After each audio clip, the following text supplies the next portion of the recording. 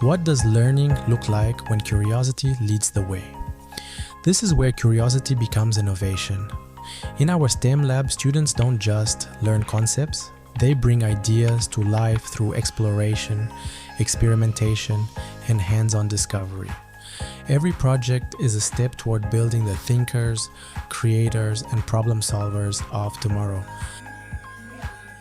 In our STEM lab, students from grade 1 till grade 10 are actively showcasing their creativity through block-based coding and robotics. Grade 9 and 10 are showcasing their creativity using the Python, using digital marketing, and prompt engineering. I am currently in DCTU campus in the STEM lab, and the most interactive thing is the robots.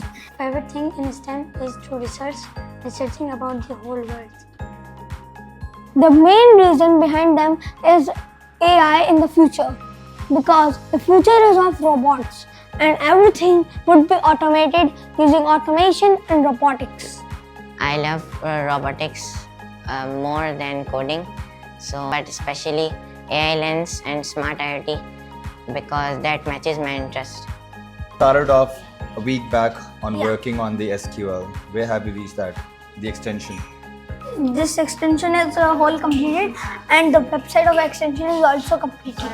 The website of extension is also completed, but what was the holdup you were just telling me about? To get safe from phishing attacks. It's a prototype that you have built on a virtual reality to show the importance of eyeball tracking.